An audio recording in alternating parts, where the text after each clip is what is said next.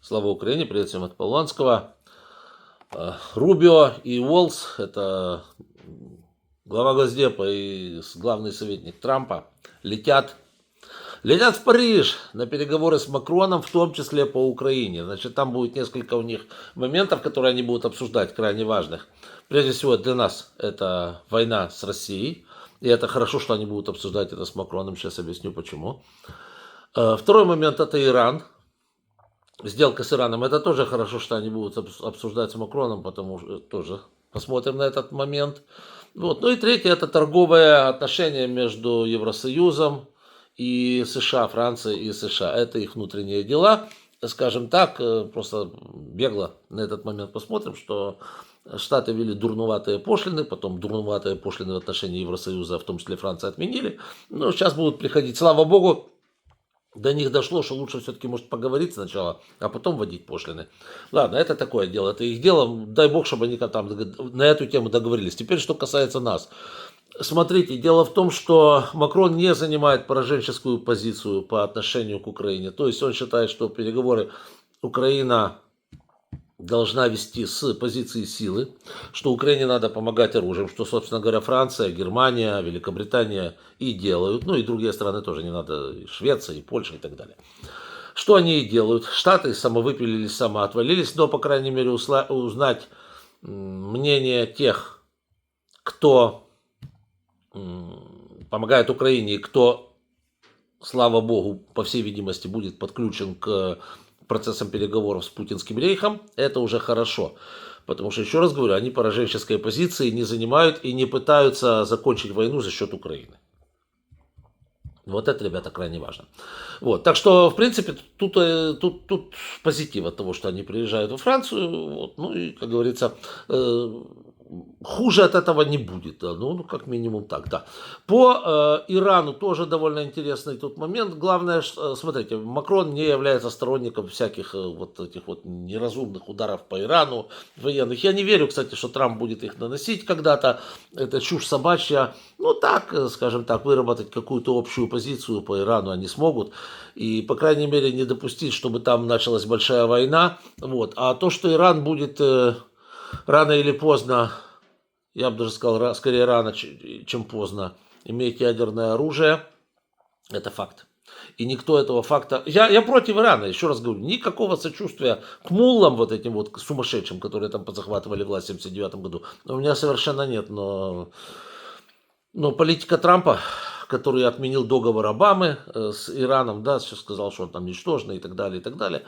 Вот, ну, теперь в результате привела к тому, что плюс политика Трампа в отношении Украины, когда он просто вытер ноги об Украину, да, которая до этого отказалась от ядерного оружия, показала Ирану, что чихать на все договора, чихать на все. Лучше иметь атомную бомбу, а потом поговорим, да. Ну, в общем-то, ролик не об этом, но просто, чтобы вы понимали, да, по Ирану они договорятся, главное, чтобы Штаты там не начали бомбить, потому что это просто приведет к еще более ускоренному, скажем так, курсу Ирана к получению ядерного оружия. Будет еще один шизанутый режим с ядерной бомбой, избежать этого уже не получится, с моей точки зрения, да.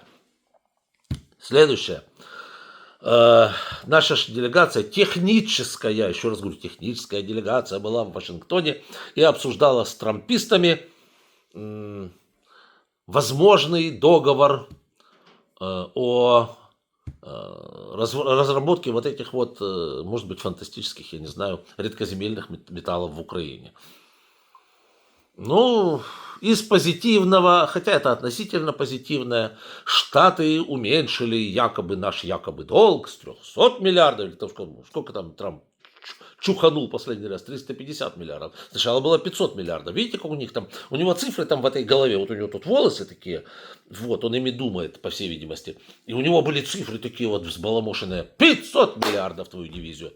Нет, 350 миллиардов. Ах, хрен с ним 350. Так было 500 или 350, а уже сейчас, говорит, 100 миллиардов. Говорит, помните, как Трамп не Паниковского напоминает? Помните, бегал, кричал, дай миллион, дай миллион. Это же Паниковский, да? Дай миллион. Не дам миллион, не дам, 100 миллиардов тоже не дам. Вот, но вот они, понимаете, они Вот была там наша техническая делегация, еще раз говорю, у нее никакого права подписей не было, она ничего и не подписывала, они просто обсуждали видение этого договора с американцами, да. Ну вот эти, у них уже, значит, уже было 350 миллиардов несуществующего долга, теперь они говорят о 100 миллиардах несуществующего долга Украины. Еще раз напоминаю тем, кто в танке, кто ничего не слышал, что никакого долга перед Соединенными Штатами Америки у Украины нет. Та помощь, которая передавалась, она передавалась помощь, не кредиты. Когда ты подписываешь кредит, ты подписываешь обязательство вернуть вот эту часть за стока, вот эту за стока, вот это, значит, у тебя процент ты возвращаешь тогда, ну, кредит есть кредит, правильно? Да. Это разные вещи, это долг. Вот. А тут грант, это помощь. Не предусмотрено возврата. Поэтому Трамп может только свистнуть в рельсу. 2 раза, может даже 4 раза свистнуть в рельсу. От этого это кредит не станет, точнее, от этого грант не станет кредитом, кредит не станет грантом. Это просто разные вещи, правильно? Все. Вот. Разобрались. А вот долг США перед нами есть за ядерное оружие до сих пор. Висит должок, да, и там триллион. Вот. Но вот просто я говорю о том, что из себя представляет сегодняшняя американская администрация. 500 миллиардов. Ты туды, твой раз туды, 350 миллиардов. Да не 350, а 100 миллиардов. Они с балды берут какие-то сумасшедшие цифры, брякают их на землю и пиндюрят и говорят: о, вот это хорошо. Да? Ну, сейчас мы, ага. Ну, мы же раньше больше хотели, так мы сейчас хотим меньше. Так захотите $1,5, мы вам $1,5 дадим, идите нафиг. Вот и все. Да, и уже этот Бессет говорит: вот на следующей неделе мы можем подписать этот договор. А кто вам сказал, что вы на следующей неделе подпишете? Не, мы на какой-то неделе его подпишем, только укажите, в каком именно году. Вот, ну, бред, просто, я говорю, чухня какая-то. Еще раз говорю, если они хотят с нами подписать договор, то первое, этот договор должен быть о инвестициях, о том, какие бабки США согласны внести в этот проект, сейчас внести, не то, что вы там когда-то вносили, такое никакого отношения к этому не имеет, а это было грантом, да? А сейчас вот бабки дайте, и вот тогда мы будем разрабатывать. Нет, идите нафиг, вот и все. Все же очень просто. Вместо вас есть Великобритания, Франция и так далее, масса желающих сделать то же самое, тоже с деньгами. Поэтому гуляйте, как говорится, дышите полной грудью, да? Следующий момент, он скорее комичный. Значит, Газпром, могучий, великий такой Газпром, который тут был, я не знаю как, я не знаю кем, очень могучий, очень, как говорится, пахучий, потерял 60% выручки от общемировой, все, что было внутри страны, снаружи и так далее. 60% выручки потерял без каких-либо вообще малейших шансов на то, чтобы эту выручку, значит, вернуть. Вот, и, значит, чтобы каким-то образом погасить вот этот прогар, вот этот попандос Попадалова, они начнут теперь выпускать барабанная дробь, стиральные машинки, да. Будут, под это они, значит, выкупили бывший завод Боша под Санкт-Петербургом, немцы ушли, напомню, оттуда. Вот. Ну и собираются там клепать стиральные машинки, только интересно, чьи, сами же они ничего не в состоянии сделать, то есть это, скорее всего, будут стиральные машинки какие-то французские, да? Ой, французские, китайские, если бы это французские. Вот, и будут клепать фигню всякую, да. Ну и следующий момент, это, знаете, я бы этот момент охарактеризовал как трагикомичный скорее, да. Хотя в нем есть и позитив, и негатив. Сейчас объясню, в чем дело. В принципе, да, позитив есть. Трамп распечатывает угольные шахты и набирает шахтеров. Ну, лично я это, в общем-то, расцениваю как позитив. Почему? Потому что вот эта вся фейковая климатическая повестка, я в нее не верю ни на одну минуту и никогда в жизни в нее не верил. Тут я с Трампом, кстати, солидарен. Ну, я свою позицию не менял, она у меня такой уже многие годы. Вот, поэтому то, что взяли, позакрывали угольные предприятия, я считаю преступлением в свое время. Хотя, с другой стороны, может и не преступление. Сейчас объясню, в чем дело. Итак, Трамп открывает, распечатывает шахты и набирает туда шахтеров. Почему это, в общем-то, с точки зрения Соединенных Штатов Америки, дело выгодное экономически? Ну, во-первых, это уголь, да? Уголь – это электростанции, это энергетика, это замечательно, ничего никто не скажет, очень хорошо, пускай работают. Вот. Во-вторых, это экономика, я объясню. Экономия, не, это экономия, это не экономика, это экономия. Дело в том, что вот эти люди, которые будут там работать на шахтах, к большому сожалению, жизнь шахтера, вот даже спросили у Грокова, этой искусственного интеллекта, сколько же они живут в среднем? Ну, в среднем те, кто работают в шахтах внизу, их продолжительность жизни из-за угольной пыли и т.д. и т.п. составляет 50-60 лет. Да.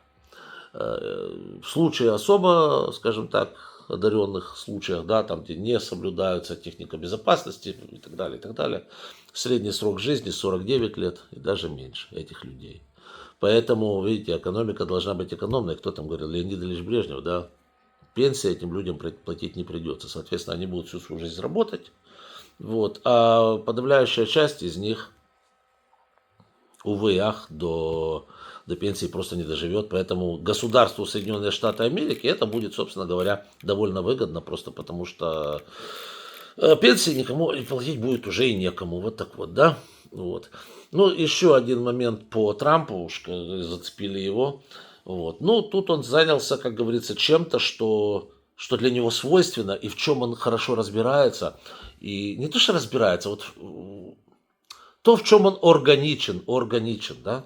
Так вот, выглядит органично. Органично он выглядит во всяких таких вот жульнических схемах, да. Помните вот этот Трамп-коин, Мелания-коин, да, когда быстро подняли бабло, потом это все дело развалилось, осталась одна шелуха, люди потеряли кучу бабла, но кто-то же золотился, правильно? О, и я же за это. Вот этот вот вся чехарда с налогами с тарифами Трампа, где просто сказочно озолотились его дружки, дружбаны его, да, там где-то хырлы-мытлы, тым, пыц, информацию быстренько слили туда-сюда, нужное там подсуетили, бабла наварили, лох деньги потерял, ну, это лох-то американский, как говорится, рабочий класс там или средняки, кто повкладывал деньги вот, в акции компании, или наоборот, рано сбросил акции компании, вот, а Трамп наваривает, вот это он любит такие херлы-мерлы, понимаете?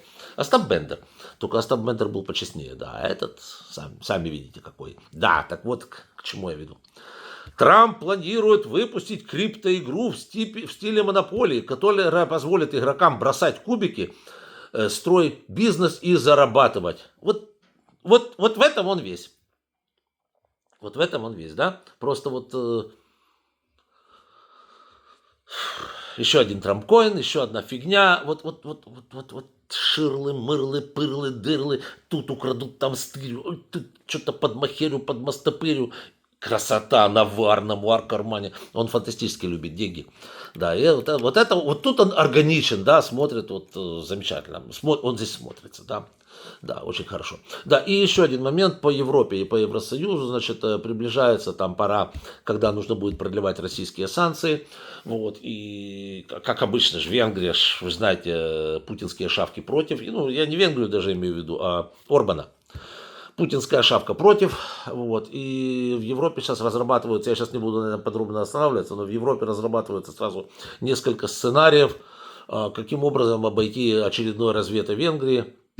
Ну, я из них вижу самым реальным очень простой сценарий. Дело в том, что Венгрия всегда вымогает бабки. Ну, вот почему они с Трампом друг друга Орбан находят, потому что фантастически любят деньги и один, и второй.